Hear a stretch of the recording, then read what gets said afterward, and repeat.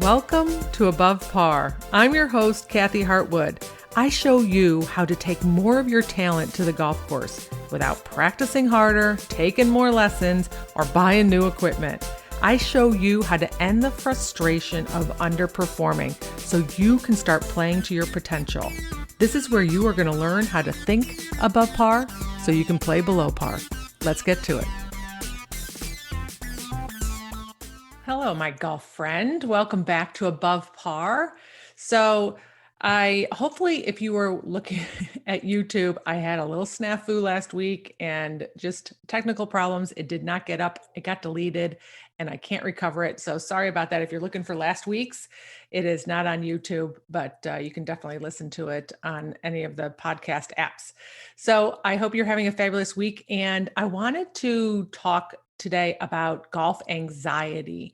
And I'm going to separate it from golf to begin with. I'm just going to talk about anxiety in general, and then I'm going to relate it a little bit more to golf. So anxiety is really prevalent for most people. At some point, you're going to experience some level of anxiety. And I just want to, by definition, give you the terms of it, because I'm not talking about people who need to be prescribed medicine or who are diagnosed with high anxiety. That I'm talking about the anxiety that we experience just really we can experience on a weekly basis at different situations, right? And as by definition, it is the feeling of worry, nervousness, or unease, typically about something with an uncertain outcome. Right. So let me read that one more time. A feeling of worry, nervousness, or unease, typically about something with an uncertain outcome. That's really golf, isn't it? Like most of the shots we really are uncertain about the outcome. So it just makes so much sense that we have a lot of anxiety on the golf course. And I like to to use the term soft anxiety, which I kind of think I made up because I hadn't heard it before, but that's like the way that I can visualize it. It's not like there's anything rampant going on. Sometimes maybe there is, but just like that subtle, soft anxiety that we can have a lot of times when we're playing golf that kind of runs under the current a little bit with us.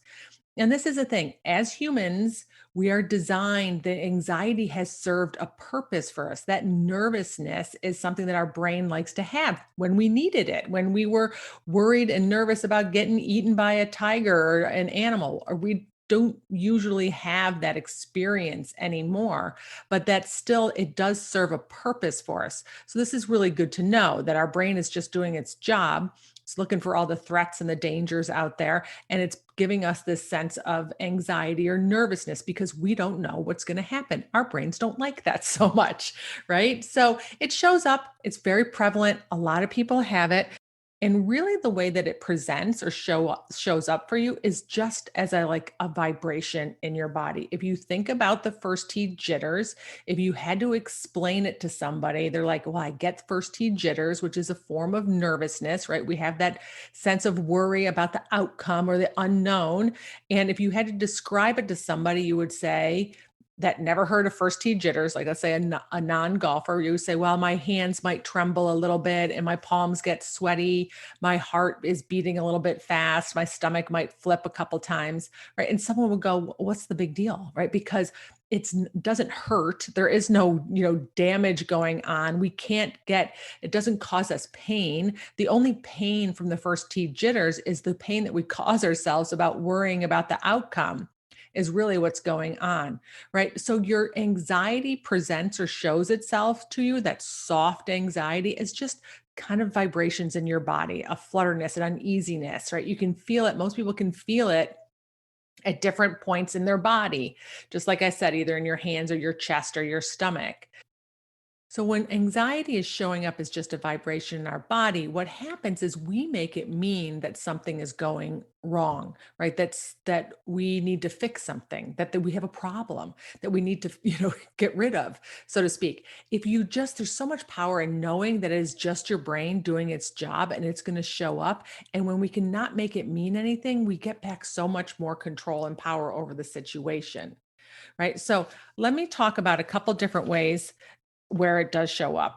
some of the bigger ones that are more predominant. So one is just people, playing with different people. We worry a lot about what other people think, and we worry a lot about how we're going to show up in front of them, whether we're going to embarrass ourselves or, like I said, what they're going to think about our golf game and our ability, right? It is kind of really amazing when you stop and think about it, that we're going to actually affect our swing and our shot more, so that the likelihood that we hit a bad shot, which is what we're trying to avoid, is going to happen because we're worried about what other people think, right? Which we have no control over anyway, right? But so when we worry about the other people or get anxious about other people, it totally affects our golf, right? So that can show up as who you're playing with, maybe people on the back of the green, maybe people on another hole, or anxious about the grounds crew watching or stopping. And I just, for the record, I just want to say we need to stop that one. Okay, I'm going to just tell you, being in the golf business my whole life, right? I grew up a golf pro's daughter, so I hung out at golf courses as soon as he could take me to work every summer. They just wanna go home. They either wanna go on their lunch break or go home, or they're actually very relieved that they get to stop and take a break. So don't worry about them. They are not paying any attention to you. So that's one way. The other way is different shots, right, that we have. So let's say at your golf course that you play a lot, there might be that nemesis hole or that nemesis shot that you have. It could be a small chip into a green, right? Or chipping on Bermuda grass is always one that gives people some anxiety. You might have a half of a swing. People sometimes don't like taking half partial swings. It could be a specific approach shot over water, right? Different situations. Start noticing where you're sensing that anxiety, where you're worried a lot about the result. You might even have certain holes. So I had a hole when I got to the finals of the LPGA tour school years ago. So I made the first stage, went to the second stage, made the cut. So now I got to make it to the next two rounds and finish high enough, and I'll have my tour card, right? Be able to go play on the LPGA tour. So there's one hole at this golf course. So I did not know then what I know now for sure, right? I had a very mismanaged mind, and I still played pretty good golf. So there's this one hole. This hole I had dreams about, like nightmares about. I would wake up at 3 in the morning before every round, so worried about this hole. It gave me so much anxiety. It just did not set up for me. I didn't like it. I had a little bit of a fade with my driver, and the hole was long. The landing area was narrow. And on the right side, it was just, there was no grass. It was dirt, and it went right to a cart path that went right to out of bounds. Like the white line of out of bounds was on the right side of this cart path. So if I hit even on the right side of the fairway, with a fade, right, it was going to kick and go out of bounds. I had so much agita over this hole. And I would, even when I was playing in the tournament, like before it was like about 13 or 14, I can't remember exactly. I tried to forget it. Um, every time I was thinking about that hole coming up, like, oh, in three more holes, I'm gonna have to play the number 13. So it gave me so much anxiety worrying about this one little hole. If I knew how to process all of it and really kind of come up with a game plan, which is what I suggest you do, I could have tackled it so much better. But I went into that hole and I made it through. I stumbled through I kind of steered it down the fairway, didn't make my best swings.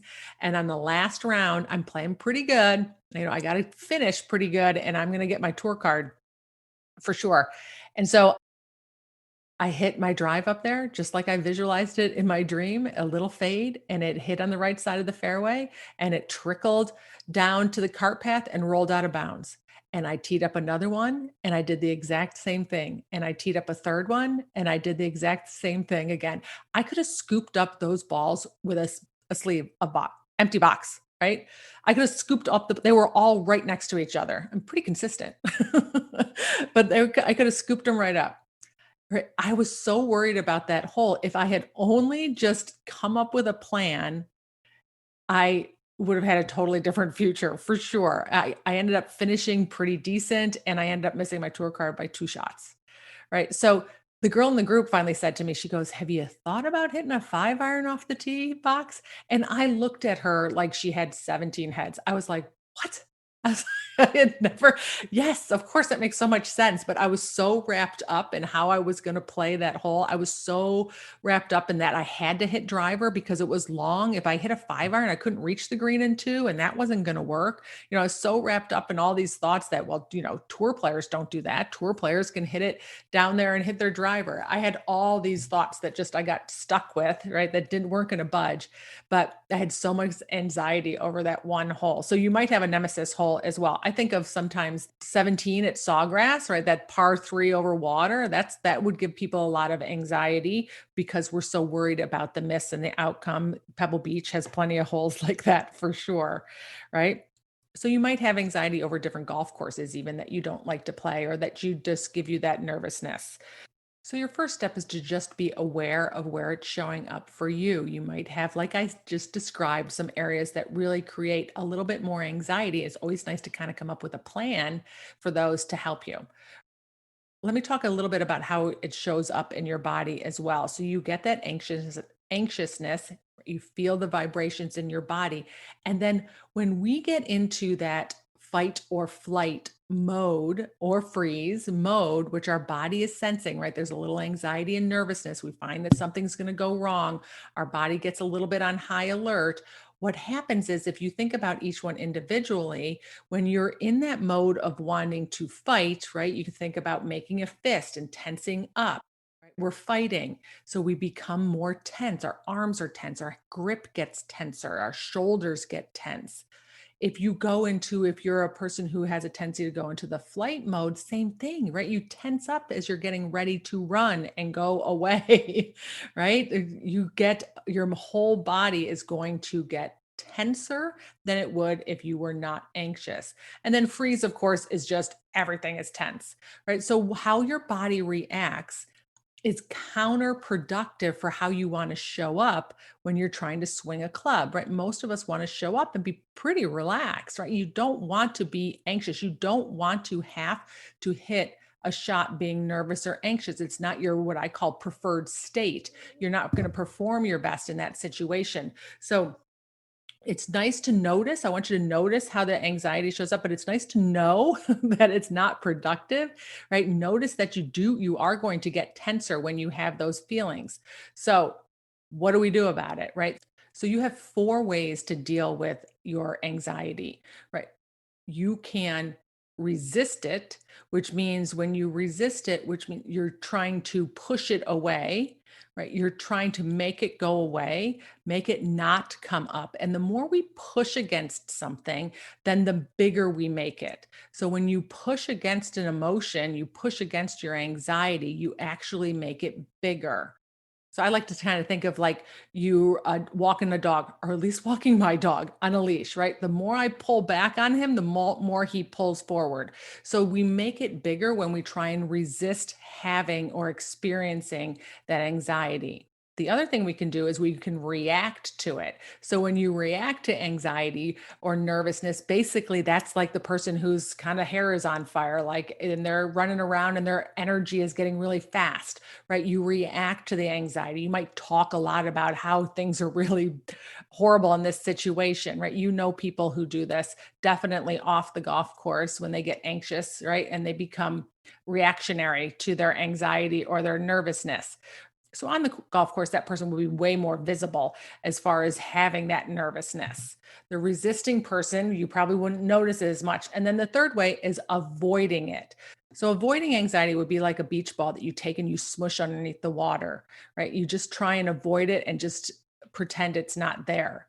And a lot of times, what happens when we're trying to avoid emotions, this is where a lot of times people end up what I call buffering, right? So they eat or they drink or they get on their phone or there's a lot of other activities you can do, but those are the biggest ones that you could do on the golf course. When I think of avoiding emotion, I think about a story when I played in a pro event when I was on the Futures Tour with my friend Jamie, and we're paired together in a cart. And I think it was I'm going to say it was like an alternate shot, something. Anyway, we both hit it in trouble. Like she went left and I went right. And instantly we went to the little cubbies in our carts and grabbed snacks and we started eating and we started laughing too because instantly were trying to avoid feeling anxious by just eating something, right? Which I think actually is a lot of the reason why people drink so much on the golf course is just always trying to buffer away some of the uncomfortable emotions that happen out there. But yeah, we it did not help. The eating the snacks or the pretzels or whatever we had in our the cart cubbies did not help. That was just a way of us avoiding feeling nervous about the next shot coming up in front of us.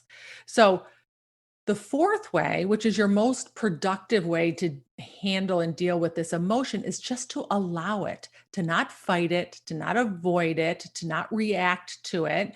You just want to allow it to be there, acknowledge it. Sit there and say, "Oh, I'm a little nervous right here, right? I'm going to just notice it."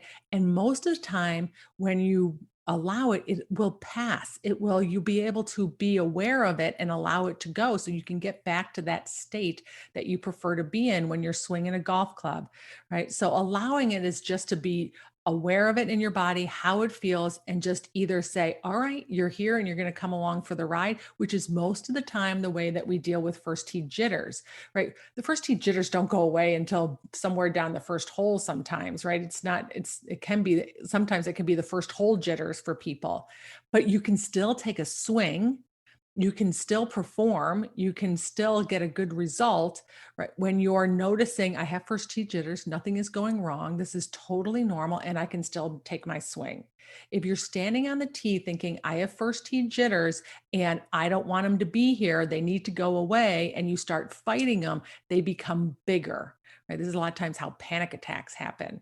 You could also just react to it, which would be, a person that I would not want to play with if they're reacting to all of their nervousness, right? You got the picture on that one. Or you could just avoid it altogether. And usually, for the most part, we're not able, when we're avoiding an emotion, where it's never going to go away. We have to deal with it at some point, and it can be a useful tactic at times on the golf course, but it's really important to be aware that you're avoiding it versus allowing it, right? It just takes more energy, right? And it doesn't allow you to get to where you really want to be. I encourage you just to sit there and acknowledge, I got the first tee jitters, no big deal. I can still make a swing. They're here telling me that I'm just, I care about what's going on. You don't have to make it mean anything, and you still can perform well. So with that, so what can you do about it, right? So I would suggest, I have a lot of tips on a website. I'll give you a link in a little bit that if you want to access them. But one of the first things that really empowers you is to be aware of it. Most of us go through playing golf really ignoring them altogether and not being aware of them and wondering why we keep getting these same results over and over again, right? Just be aware of it. Like, hey, I'm a little nervous. I got a little anxiety here. No big deal. I'm not going to make it mean anything. It's just my brain saying that there's stuff going on out there that thinks is danger. That is it, right? So start to be aware of when the anxiety shows up and how it shows up for you in your body and your swing, right? So awareness is your first thing. The other thing that I would encourage you to do is practice off of the course. So what that means is, be aware of where you have that subtle anxiety that shows up off the golf course, and notice how you deal with it. Which one of the four ways do you deal with it? Do you resist? Do you react? Do you avoid? Or do you allow it? And try and get in the habit of allowing it to be there, not making it mean anything, and just process it.